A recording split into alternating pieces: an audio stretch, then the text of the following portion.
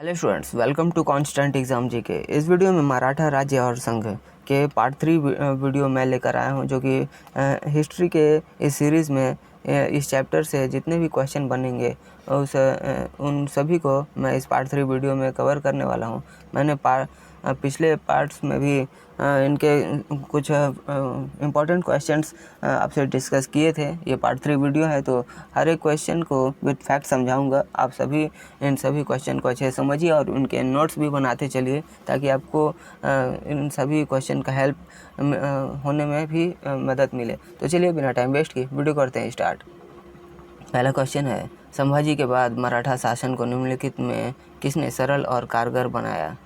Option B, Balaji Vishwanath ने। संभाजी के बाद राजा राम ने सरल और कारगर इसे बनाया था। राजा राम भोसले मराठा शासक शिवाजी के दूसरे पुत्र थे और वह मराठा राज्य के तीसरे छत्रपति शासक भी थे। उनका शासन मार्च 1689 से मार्च 1700 तक के बीच चला था। बालाजी विश्वनाथ भट्ट पहले पेशवा थे। ये प्रायः पेशवा बालाजी विश्वनाथ के नाम से जाना जाता था। ये एक ब्राह्मण परिवार में इनका जन्म हुआ था और 16वीं सदी के दौरान मराठा राज्य के प्रभावी निर्णय नियंत्रण के इनके हाथ चला गया था। बालाजी विश्वनाथ को वास्तविक रूप से मराठा साम्राज्य का दूसरा संस्थापक भी माना जाता है। नेक्स्ट, शिवाजी के अष्टप्रधान का जो सदस्य विदेशी मामलों की देखरेख करता था वह था ऑप्शन डी, सुमंत। सुमंत एक विदेश मंत्री था। वह राजनीतिक संबंधों को, विदेश नीतियों को देखता था और सुमंत एक दबीर समारोह का भी मालिक था। राजा को विदेशी मामलों से निपटने में मदद करता था और उनकी मुख्य काम विदेशों से संबंधित बढ़ाना, विदेश से आए राजदूतों का स्वागत करना इत्यादि इनका कार्य होता था।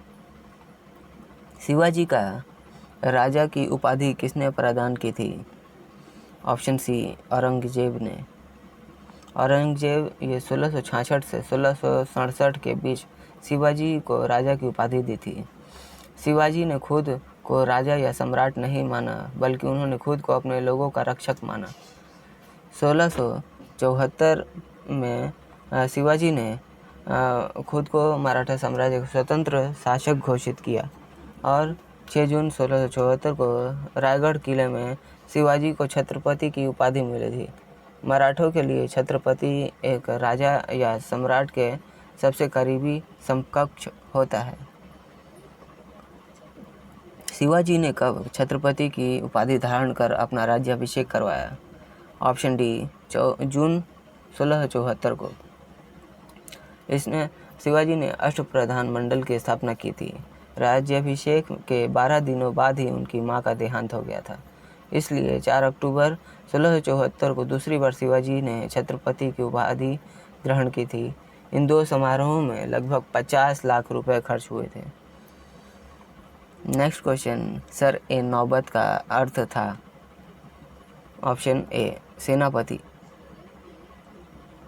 सर ए नौबत का मतलब सेनापति। यह पद छत्रपति शिवाजी महाराज के अष्टप्रधान मंडल में शामिल था। अष्टप्रधान में शामिल 8 ऐसे पद थे: सर ए नौबत, पेशवा, अमात्य, वाकिया नवीस, सुमंत, सुरू नवीस, पंडित राव, न्यायाधीश।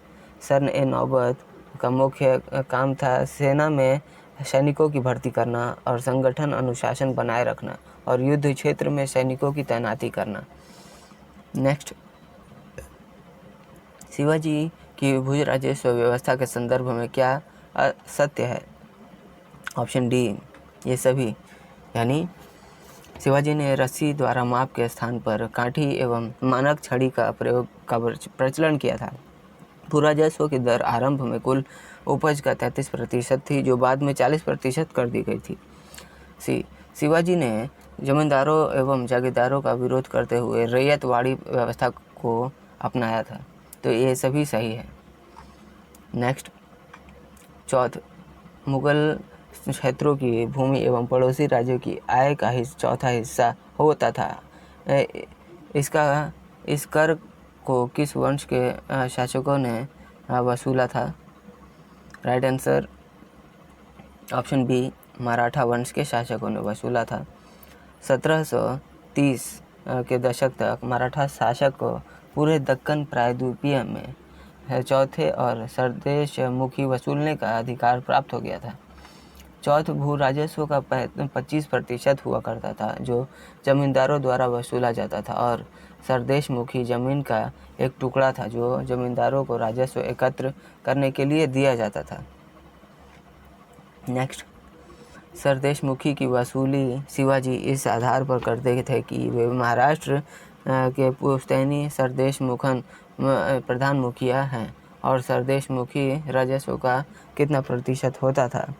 ऑप्शन ए 10% होता था। सरदेश मुखी राज्य के बाहर क्षेत्र से मांगे जाने वाली 10% अतिरिक्त लेवी होता था। यह कानून कल्पना पर आधारित थी कि शिवाजी सभी देशमुखों के वंशानुगत सरदेश मुखी यानी शीर्ष मुखिया हुआ करते थे। नेक्स्ट, मराठा काल में स्थायी घुड़सवार सेना और अस्थायी घुड़सवार सेना कहलाती थी। ऑप्शन ए पागा, बरगीर एवं सिलहदार। इस तरह ये मराठा सेना की प्रणाली की शाही घुड़सवार सेना को बारगीर कहा जाता था। बारगीर को घोड़े और साजो सामान की व्यवस्था राज्य की तरफ से की जाती थी। काशी के किस प्रसिद्ध विद्वान ने शिवाजी का राज्याभिषेक करवाया था? Option A is the right answer, Shri Vishweshwar ji Gang Bhatt. Pandit Ganga Bhatt का पहला जिक्र 1640 में मिलता है। उस समय वह काशी में पंडितों की सभा के सदस्य थे और दक्कन से आए थे। राजापुर महाराष्ट्र में शिवाजी ने उन्हें सनेबी समुदाय के अधिकारों पर फैसला लेने के लिए 15 पंडितों की एक सभा का अध्यक्ष बनाया था और उन्हें अध्यक्षता करने के लिए आमंत्रित भी किया था। अप्रैल 1664 में इस सभा के लिए वे गए थे और फैसले के प्रस्ताव गंगा भट्ट ने शाहजी और शिवाजी की प्रशंसा से शुरू की थी। नेक्स्ट, अपने राज्याभिषेक के उपलक्ष्य में शिवाजी ने क्या किया था? राइट आंसर ऑप्शन डी, सभी प्रकार के कर हटा दिए थे। नेक्स्ट, तो स्टूडेंट्स, ये थे आज के हमारे जितने भी मराठा राज्य के पार्ट 3 वीडियो में जितने भी क्वेश्चन बन सकते थे उन सभी को मैंने इस वीडियो में कवर किया है। ये सारे सेलेक्टिव और मोस्ट इम्पॉर्टेंट क्वेश्चंस हैं जो कि मैं आपको पार्ट वाइज आपको दे रहा हूँ, और ये सारे के सारे क्वेश्चंस आपके एग्ज़ाम पॉइंट ऑफ व्यू से काफ़ी इम्पॉर्टेंट है, जो आपके एग्ज़ाम में आएंगे ही कंफर्म। तो आप हर एक क्वेश्चन को करते रहिएगा, और वीडियो पसंद आई हो तो इसे अधिक से अधिक उन लोगों को जरूर शेयर करिएगा जो कॉम्पिटिटिव एग्ज़ाम्स की तैयारी कर रहे हैं, ताकि उन्हें भी इन सारे क्वेश्चंस का हेल्प मिले। तो मिलते हैं नेक्स्ट वीडियो में, तब तक के लिए कीप वॉचिंग, कीप प्रिपेयरिंग।